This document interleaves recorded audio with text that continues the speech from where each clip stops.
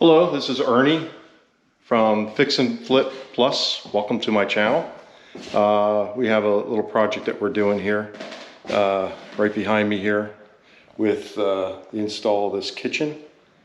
Right now we're dealing with the upper cabinets and running into some minor issues, especially with this cabinet right here.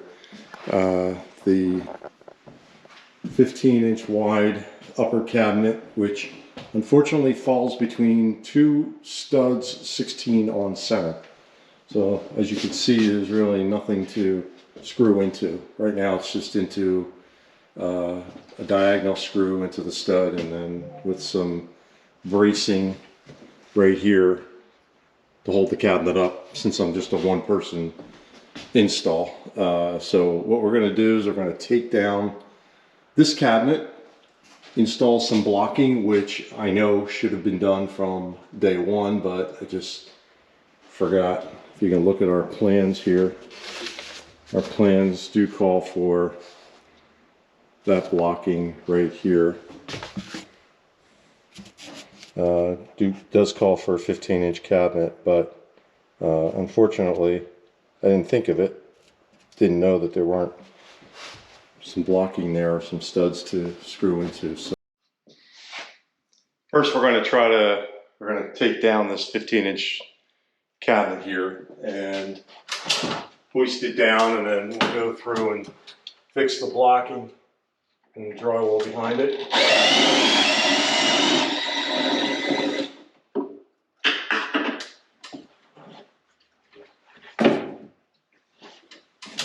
As you can see, we had a pretty long bolt in here holding it up through the top into the floor joist, which you could do sometimes to hold cabinets up, especially ones that are, 39, 42 inches high, that almost touch the ceiling, where you want to put crown molding. But right now we'll take that out for now and hoist this cabinet down.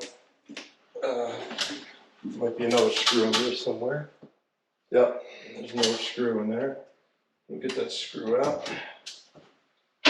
Changing bits out, but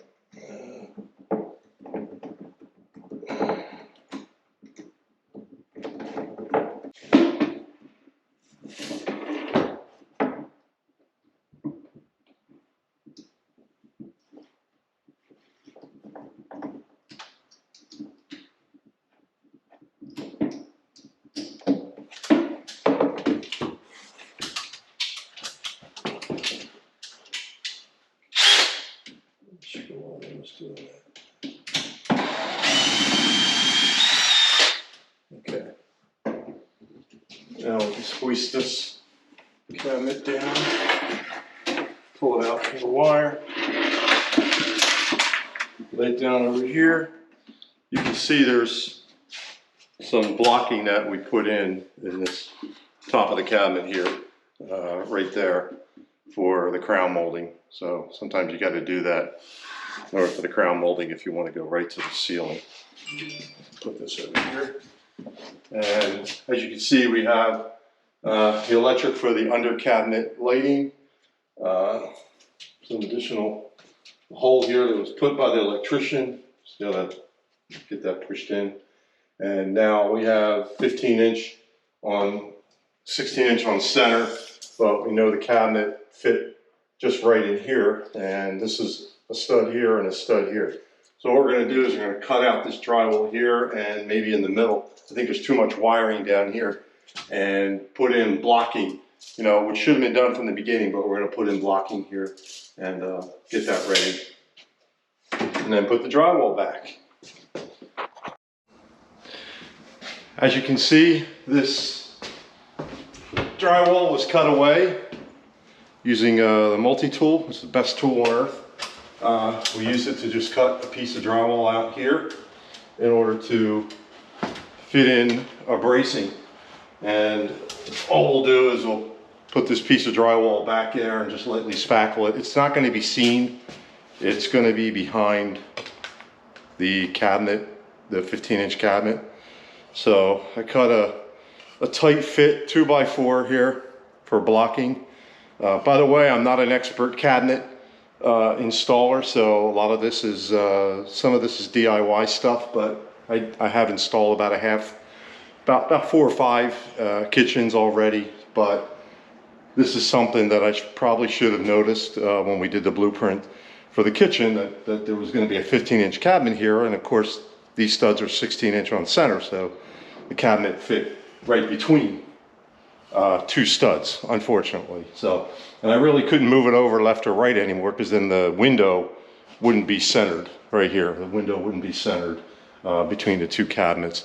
I did design in a few end cabinet shelves, but because we used the thicker molding here, as you can see, the thicker door molding casing, I couldn't fit it. So I may change that to the more narrow casing, and then we won't have to worry about that. So right now I'm going to put this blocking in up there and screw it in from the sides, and then I can put that piece of drywall back. I didn't cut the drywall back far enough for the to attach it to the studs, because I'm going to have this blocking here, so we can just screw the drywall, you know, right to this backing. And then I just found out I don't have any drywall mesh tape, but I'll go pick some up. I think I might have some in the truck. But let me put this in right now, and we'll get this going. It's going to be a tight fit. Tight fit.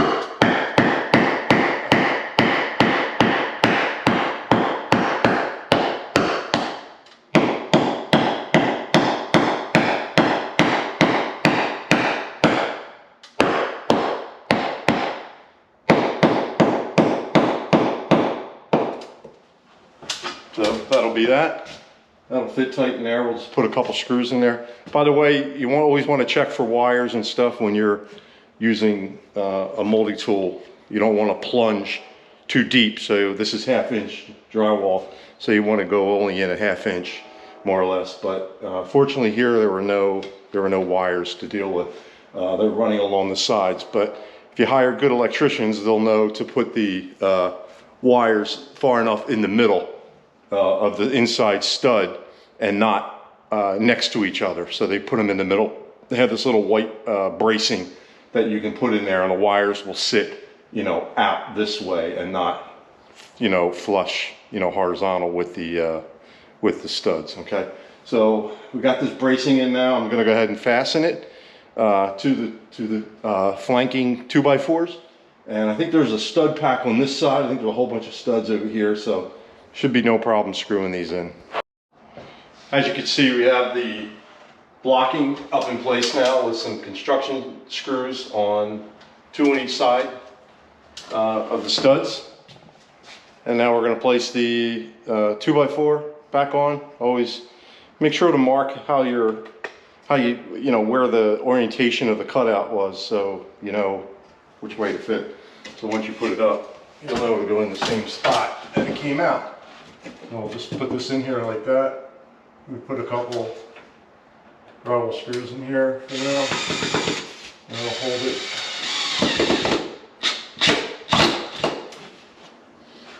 And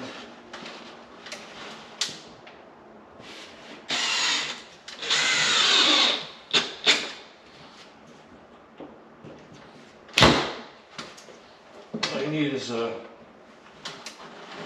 little dimple enough. Cover the drywall. You use a different bit that also sinks, it also puts a little dimple around the drywall.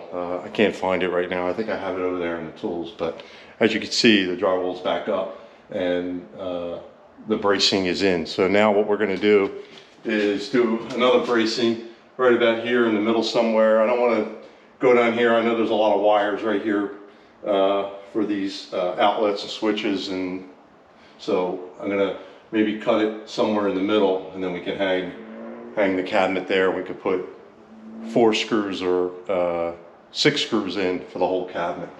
I might use those molly bolts down the bottom here, but at least I'll get you know, 2 places to secure the cabinet, which should be more than enough.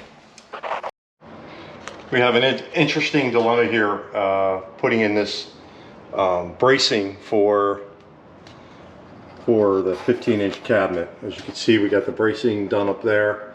Just nothing but a 2x4 sitting in there between both studs. We wanted to do this here, but didn't know that there was this little bracket here for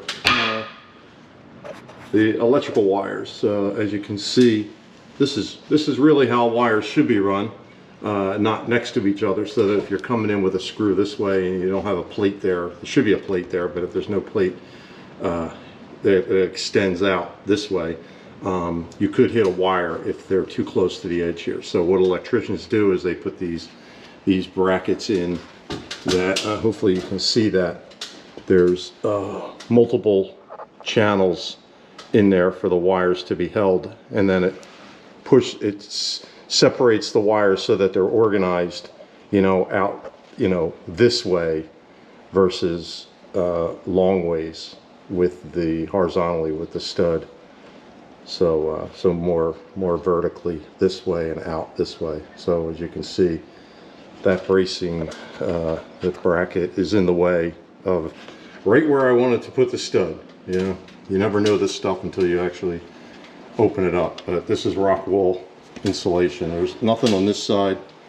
There is some wires sitting there loosely, but I think there's those same kind of brackets like here or over here. So so anyway, so I think we're going to have to cut down the drywall a little bit more down here in order to fit in the bracing for the cabinet.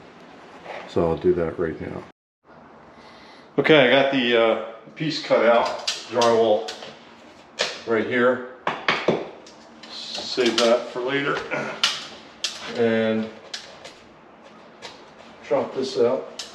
But I should be able to get this 2x4 bracing in here behind the drywall and just get it down in behind front of the insulation here. There are no wires here because they're all put back in this bracing here. So we just want to slip this 2x4 in here behind it.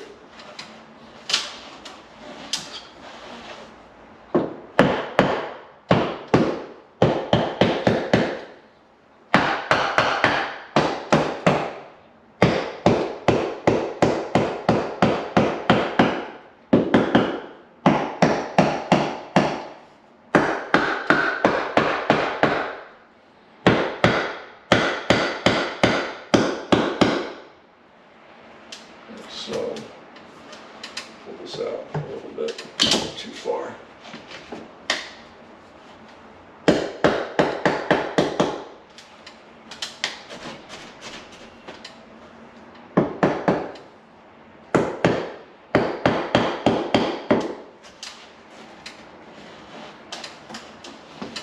We should fit back in along with the other piece. It's a little flush.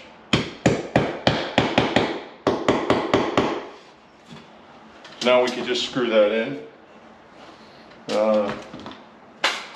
Screw it in this way, we'll be clear of any wires. And then we can put the 2 drywall pieces back up, like so, and just lightly spackle. Since you're not going to see it, it's going to be behind the cabinet.